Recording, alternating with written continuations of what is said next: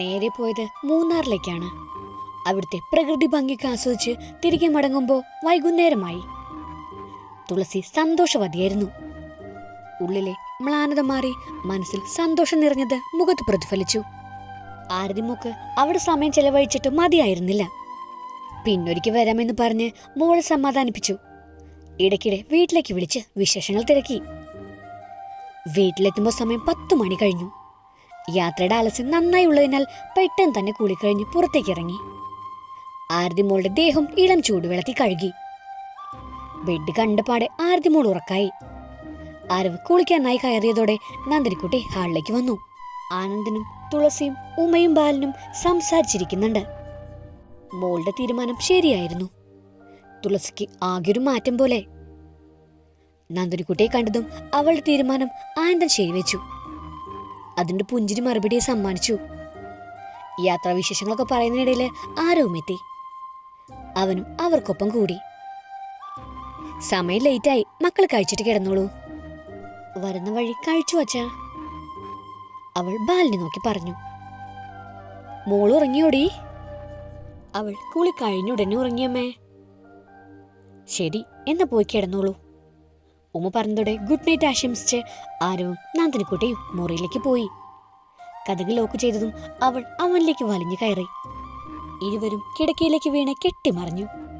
ആരവ് താഴെയും നന്ദിനിക്കുട്ടി അവൾക്ക് മുകളിലുമായിരുന്നു. ഇന്നെന്താടാ ഒരു മൂടില്ലാത്തത്? നല്ല ക്ഷീണം കൊച്ചെ, ഒന്ന് മയങ്ങണം.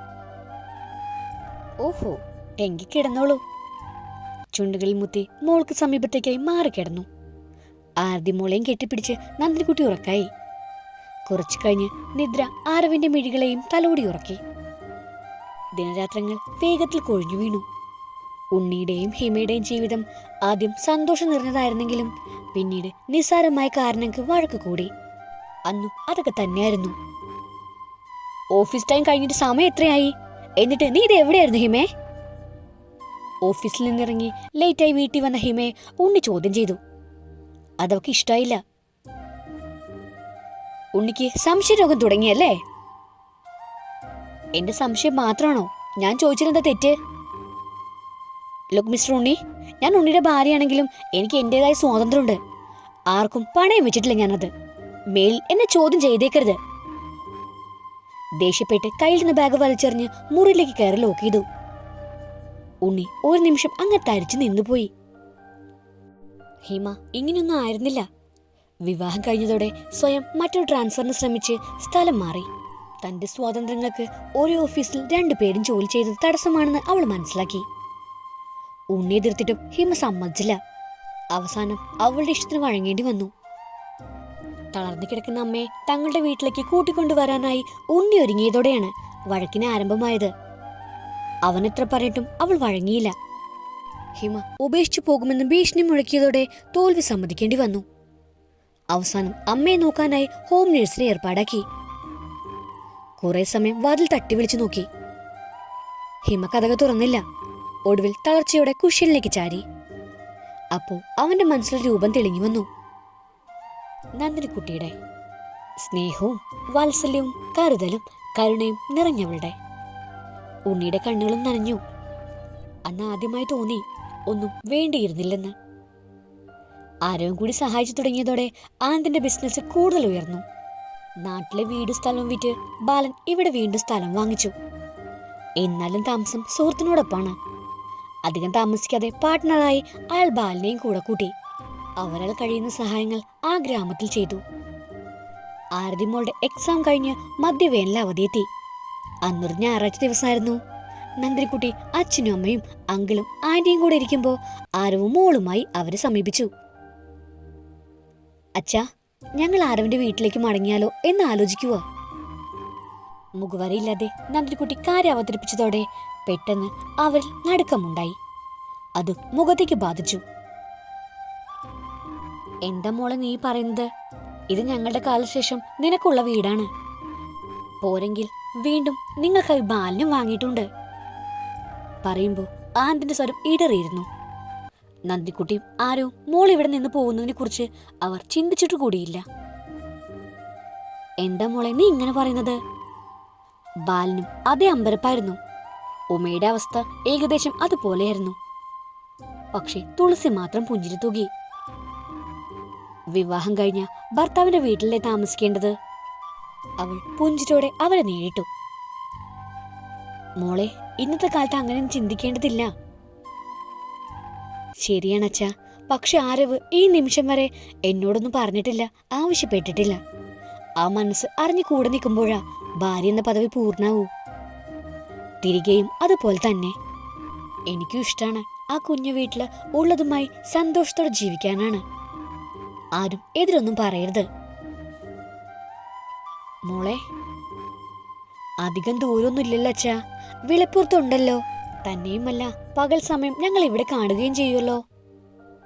മകൾ പറയുന്നത് 100% ശരിയാണെന്ന് അറിയാം. പക്ഷേ പൂവാണെന്ന് പെട്ടെന്ന് പറഞ്ഞപ്പോ ഉൾക്കൊള്ളാൻ കഴിയുന്നില്ല. കുറച്ചു ദിവസം കഴിഞ്ഞു പോയാ മതി. നന്ദിക്കുട്ടിയുടെ തീരുമാനം ഇനി മാറില്ലെന്ന് അവർക്കറിയാം. അത്രേ ഉള്ളൂ. നന്ദിക്കുട്ടി പുഞ്ചിരിച്ചു. മോളുടെ തീരുമാനമാ ശരി. തുളസി നന്ദനെ അഭിനന്ദിച്ചു. ആന്റി. അവളുടെ കണ്ണുകൾ നിറഞ്ഞു. സാരമില്ലടി, എപ്പോഴായാലും നിങ്ങൾക്ക് ഞങ്ങളുടെ അടുത്തേക്ക് ഓടി വരാലോ. എന്റെ മോൾക്ക് നല്ലതേ വരൂ. അത്രയും തങ്കപ്പെട്ട മനസ്സാ എന്റെ കുട്ടിയുടേത്. വാത്സല്യത്തോടെ അവളെ അണച്ചു പിടിച്ച് നെറ്റിയിൽ ചുംബിച്ചു. ദിവസങ്ങൾ മാസങ്ങളായി കടന്നുപോയി. ദിവസങ്ങൾ കഴിയുന്തോറും ഉണ്ണിയും ഹിമയും കൂടിയുള്ള വഴക്ക് മൂർച്ഛിച്ചു വന്നു. ഒരു ദിവസം ഉണ്ണി ഓഫീസിൽ നിന്നും വരുമ്പോ ഹിമ തളർച്ചയോടെ കിടക്കിൽ കിടക്കുമായിരുന്നു. അവളെ മൈൻഡ് ചെയ്യാതെ വസ്ത്രങ്ങൾ മാറ്റി ധരിച്ച് മുറിയിൽ നിന്നും ഇറങ്ങാനൊരുങ്ങി. ഉണ്ണി, തളർച്ചയോടെ ഹിമ വിളിച്ചു. അവളെ പുച്ഛിച്ചു നോക്കിയ ശേഷം ഹാളിൽ ചെന്ന് റിമോട്ട് എടുത്ത് TV ഓണാക്കി അതിൽ ശ്രദ്ധിച്ചു. മുറിയിൽ നിന്നും ഹിമ എഴുന്നേറ്റ് ഹാളിലേക്ക് ചെന്നു.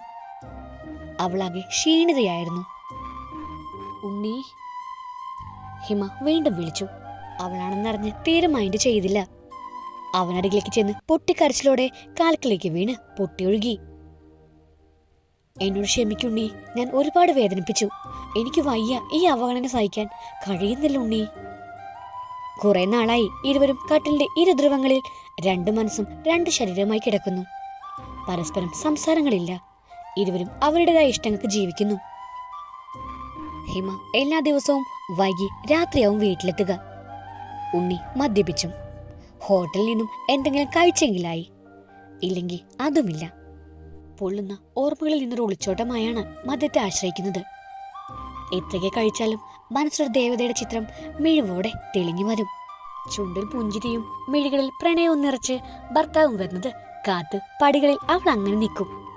കുറച്ച് താമസിച്ചാലോ വയറ്റിൽ ആദ്യാണ്. പിന്നെ തുരുതുര ഫോൺ വിളികളും.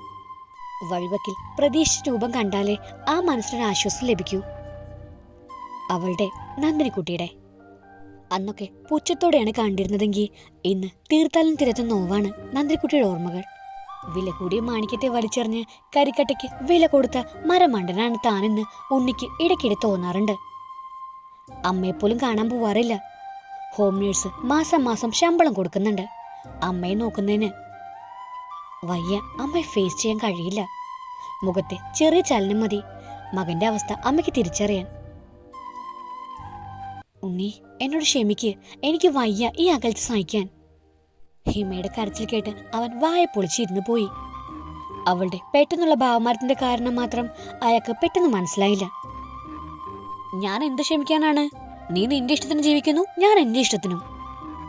ഉണ്ണി സ്വയം ഒന്ന് പുച്ഛിച്ച് വീണ്ടും ടിവിയിലേക്ക് ശ്രദ്ധ തിരിച്ചു. എന്നിട്ടും ഹിമയുടെ നിലവിളി നിലച്ചില്ല. എന്റെ ഒരു സമാധാനത്തിന് വേണ്ടിയെങ്കിലും ക്ഷമിച്ചെന്ന് പറയൂണ്ണി, പ്ലീസ്. അവളുടെ ശല്യം ഉണ്ണിക്ക് അസഹ്യമായി തോന്നി. എന്നിട്ടും ഒരക്ഷരം പോലും ഉരിയാടിയില്ല. തന്റെ പ്രതീക്ഷകൾക്കനുസരിച്ച് ഉണ്ണി വഴങ്ങുന്നില്ലെന്ന് മനസ്സിലായതും കണ്ണുകൾ തുടച്ച് അവളെ എഴുന്നേറ്റു.